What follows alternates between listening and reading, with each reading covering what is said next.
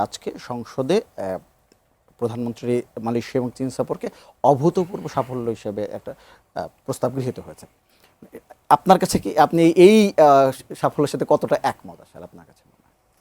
এটা তো আসলে আমার বক্তব্যের পুনরাবৃত্তি হয়ে যায়।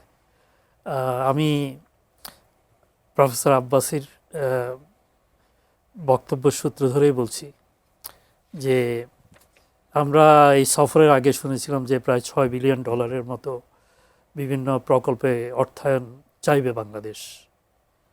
তো বাংলাদেশ চেয়েছি কিনা আমরা জানি না, কারণ আলোচনা তো সবগুলো জিনিস আসে না। আর এমইউতে সবসময় সমস্ত এই অর্থায়নের বিষয়টা ওইভাবে সরাসরি উল্লেখ থাকে না, উল্লেখ থাকে যে আমরা এইটা করব। তো আপনি ওইভাবে যদি বলেন তাহলে তো আপনি কোয়ান্টিফাই করার মতো কিছু পাওয়া যাবে না। কিন্তু আমরা যেই জায়গাগুলিতে দুই পক্ষ এক ধরনের সমঝোতায় গিয়েছি সেটাও কিন্তু কম সাফল্য নয়। যেমন চীনের সাথে আমাদের দুটো চুক্তি হয়েছে আমি যতদূর জানি। একটা হলো আপনার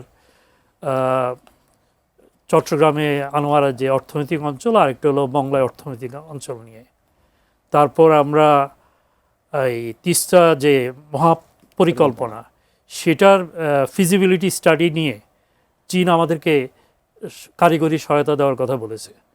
তো এই তিস্তা মহাপরিকল্পনা নিয়ে অনেকে অনেক কথা বলে, আসলে তিস্তা নিয়ে কিন্তু আলোচনা প্রচুর হয়েছে। কিন্তু আপনি যদি বলেন যে পদ্মা ব্যারেজ অথবা গঙ্গা ব্যারেজ নিয়ে আমাদের দেশে যেভাবে যতগুলি স্টাডি হয়েছে প্রায় 30-35 বছর ধরে, তিস্তা ব্যারেজ নিয়ে কিন্তু সেইভাবে কিন্তু তেমন কোনো ডিটেল স্টাডি হয়নি।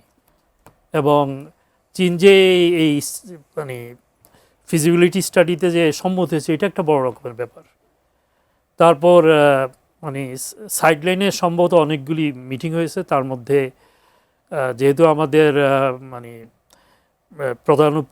প্রধানমন্ত্রীর কার্যালয়ের যিনি মুখপাত্র, তিনি বলেছেন যে চীনের সাথে আমাদের 2+2 এরকম একটা প্ল্যাটফর্মে আমরা আলোচনা করার একটা পরিবেশ তৈরি হয়েছে। যদি এখন আমরা শুনলাম যে সেটা হলো যে আলোচনা হয়েছে, কিন্তু আমরা কবে নাগাদ শুরু করব, কিভাবে শুরু করব সেরকম কিন্তু কোনো চূড়ান্ত কোনো সিদ্ধান্ত হয়নি।